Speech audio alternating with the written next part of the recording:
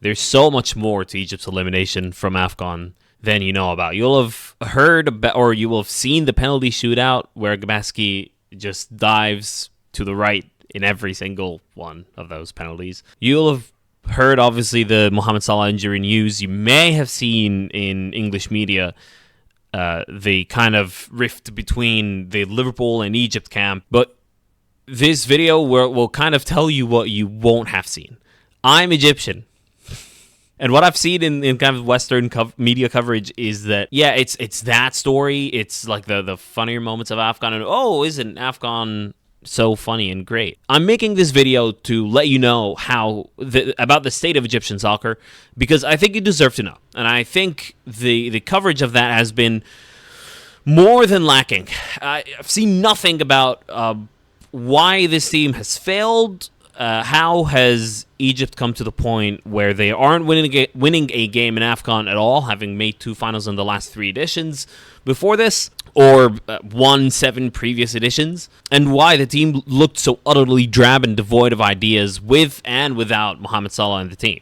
So I'm here to let you know. So please do like the video and share it and subscribe and engage with it and share it on your Twitter or whatever. If you're Egyptian watching this, go share it on Facebook. Facebook is the main social media in Egypt. I know it's gonna sound weird for my American and British friends. And I want to kind of start with that penalty shootout, because Gabaski kind of has this bottle and there's numbers on it, and the camera pans to it, when that happens before penalty shootout, and you're thinking, ooh, all right, this guy's got something up his sleeve. And then he dives to the right for every single one of them, and then it's his turn, and he obviously misses. And then the goalkeeper from the DR Congo is smirking, because he knows if he puts it to Gabaski's left, they're gonna win and qualify, which is exactly what happened. DR Congo qualified from their group with 3 points and 2 goals scored. We drew 2-2 in each of the 3 group stage games, which were against Cape Verde, Ghana, and Mozambique. Ghana, who had the worst tournament in its history, and Cape Verde, led by Bebe. Hello. And we ended up qualifying in second place with 3 points. And totally undeserved qualification from the group stage, but somehow it happened because Mozambique decided to score 2 goals in injury time against Ghana in their game. You go back before that tournament and the appointment of Rui Vitória, who took over from Carlos Queiroz after the failed qualification campaign for the 2022 World Cup. Rui Vitória had 18 months of no serious football happening. He couldn't have come at a better time. He couldn't have been luckier to come in at such a time to work with a clean slate and see what he wants to do. And the results were encouraging, although they weren't against any serious teams. But at least you saw like a plan and attacking football. But then he had 18 months of preparation for the AFCON and then the World Cup qualification campaign to follow, and the 2025 AFCON happening in Morocco, of course, and conceded 7 goals. Scored 7, but conceded 7. 1-0. It was so devoid, man. It was so confusing and devoid. Like, you saw effort and you saw like players running after the ball and stuff like that, but actual tactical plan that people agreed on as, oh, this is our philosophy now, nothing. It reminds you of Man United, but on a much worse level. Within the group stage, there's the Mohamed Salah saga. So you'll have seen the injury and, why are the Egyptian fans upset that Mohamed Salah is going back to Liverpool to get treatment? Supposedly, he's going there so that he gets treatment and come back, hopefully, when Egypt reach the semifinal or the final, and he can be back and playing again. And that's because the Egyptian FA didn't communicate the fact that Mohamed Salah is going back to Liverpool as they knew it. So at the moment they knew that he's going back, they didn't announce it. So Klopp had a press conference the day after, and he was asked about Salah's injury, and then he answered the question of, what's happening with Mohamed Salah, and he said, yes, he's come back. So the Egyptian FA blamed it on Jurgen Klopp, and then the Egypt fans thought, oh, Mohamed Salah doesn't really care about the national team, and he wants to go back, and he'll leave the national team, and why? How come isn't he staying on? Because he's supposed to be our leader. So if he's not going to be our leader on the field, he's going to be our cheerleader off the field.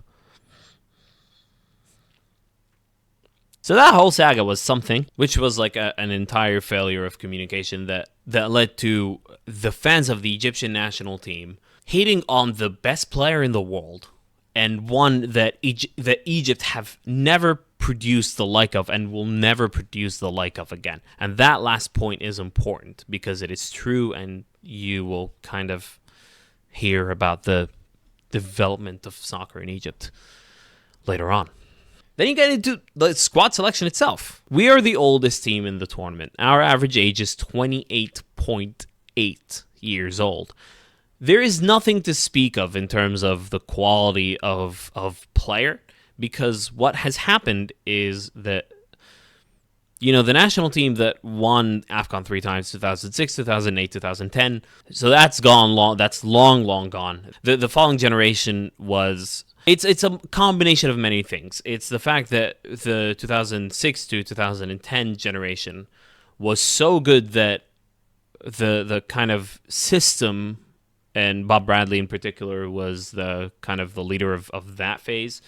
He felt obliged to use the best players on the national pool, so he ended up using those players for the 2006 to 10 generation. And what ended up happening is a mishmash of just like players on the verge of retirement and players too young to be ready for the national team. But that was also a generation that followed the Egyptian Revolution. The Egyptian Revolution, the Port Said incident that stopped the league, and then another incident a year later that stopped fans from going to league games. So that was a really troubled time of like conflict, and I don't want to get into any of that, but it has affected the national pool, and we failed to qualify for multiple AFCON editions after that, and failed to qualify for the 2014 World Cup pretty spectacularly, it has to be said. This failure is something else. So the squad average age is 28.8 years old. It's the oldest in the tournament. And you know what that means? This is the best group of players in Egypt. This is the group of players that is seen as most capable of achieving something with the national team. And that is extremely alarming. The group of players that you saw playing in that tournament, like if you bring that 2010 generation in comparison to this, and this is not a fair comparison, but nobody would get into that 2010 team from this generation but Mo Salah and Mustafa Mohamed. That's all. The actual good players on the roster, apart from those two, are Mohamed El-Shenawi, Ahmed Higazi, Trezeguet, Omar Marmoush. Anybody else, Mohamed El-Nini, he is a pseudo footballer. All he does for a living is train. The youngest player on the roster is 24 years old, which means that none of our top players are 23 and younger, which also means that the upcoming generation after this, 4 years from now, what are we going to do? Who are the players? I mean, I guess we'll see in the Olympics. Egypt are finally qualified for the Olympics for the first time since 2012. But if you're picking this squad ahead of some of those under 23s or under 24s, then there isn't really much there, right? We don't have a good left back. Our starting left back is injured and played every game with an injury, and the backup left back is frankly not ready to play any organized football of any sort of good level.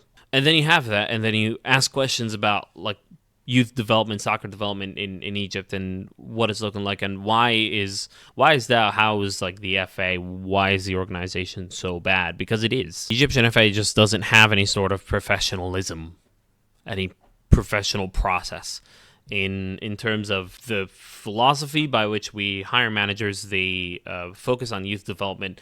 The league is a shambles and has gone for more than a decade without any fans going to the stadiums, to the point where we have two generations of children that don't know what it means to go to a stadium and support a team. Do you know how catastrophic this is? We have more interest in the Barcelonas, the Real Madrids, the Liverpools than there is interest in the Egyptian teams, because nobody goes to games, because fans were banned from games for so long that interest has totally gone. And then you have the fact that games get reorganized. Like every week I see like some sort of news story pop up of, this game is going to be moved from Cairo to Alexandria. The Cairo Derby is getting played 5 hours away. And that happens every season. Like that sort of stuff, not even every season. That sort of stuff happens every week. And then you read the stories and you honestly just crease and your toe curls. There's a page called The Upshot on Twitter or X. You can go on there and read. I've linked a story to Murtada Mansour. He is like the former chairman of the second biggest team in Egypt, Zamalek. Might have heard of them. And just read about his story. And like he is one of the chairmen and kind of sets the tone. Nobody's like him, but it will give you a good idea of what the Egyptian soccer landscape is looking like on a local level. Even down to the kits. Look at this. This is the quality of the kits on display. Now, I just watched a game, the penalty shootout between Senegal and Ivory Coast. Ivory Coast qualifying, by the way. Mental. And you kind of look at the quality of the Egyptian kits and the quality of the Senegal and Ivory Coast kits, and they are the same company. It's Puma. It's actually the same design with the little stripes. Our kits look like they've been soaked in a swimming pool, and then the players like wore them straight away.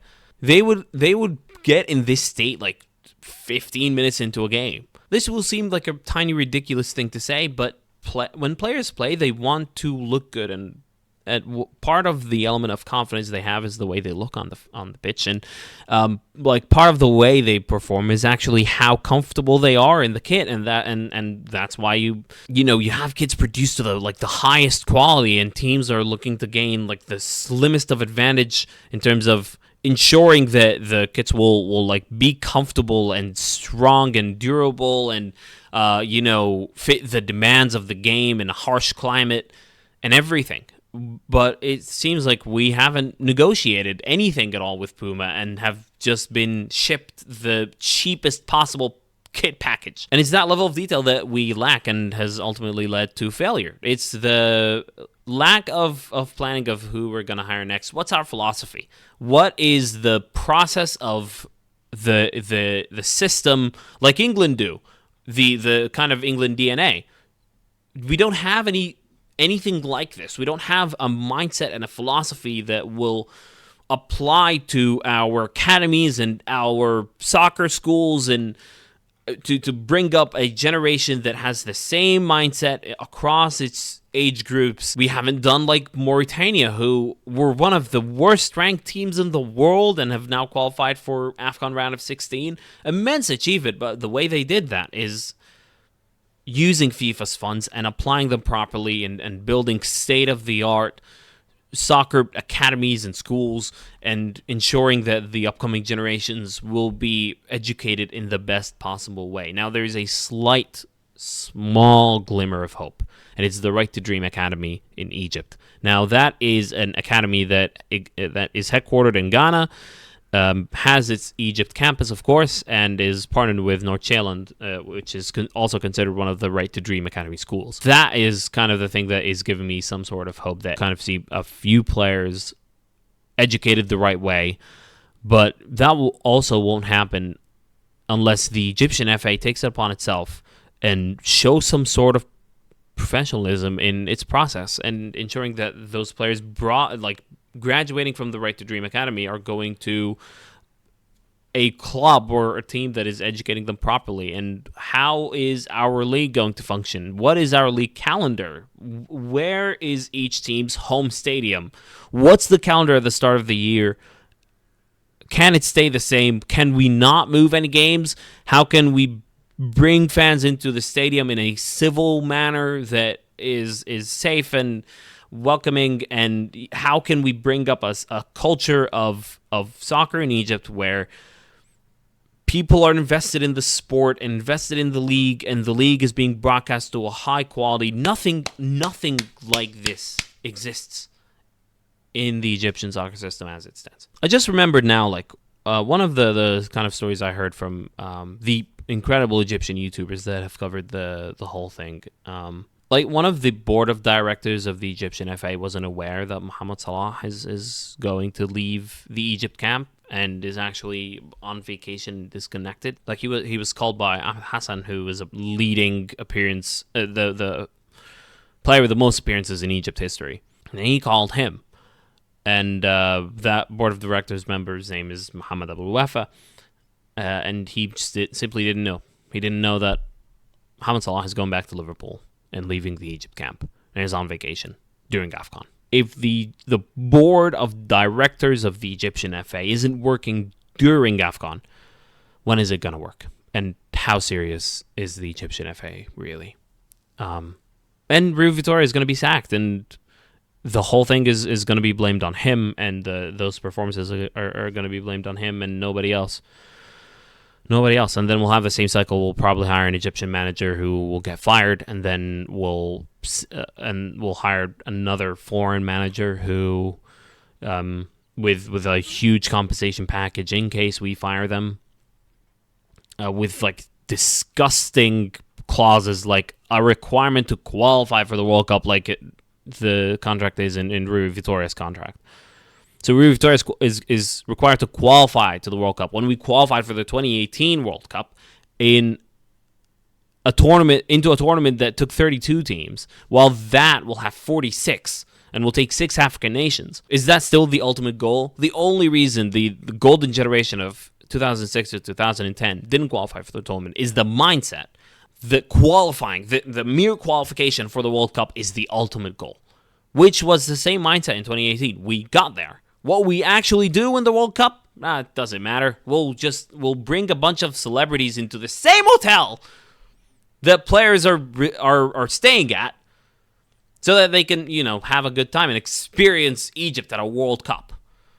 And then that's the result, right? 3 defeats, 0 points, 2 goals scored by Mohamed Salah, who was in himself embroiled in a whole controversy about the use of his image rights and another controversy with the leader of Chechnya, where Egypt stayed. I'll link to that story in the description as well. Among the fact that celebrities were allowed to stay in the hotel, so there's nothing that the Egyptian FA does well. There's no care in the world about the actual success of the Egyptian national team. And as it stands, there will never be.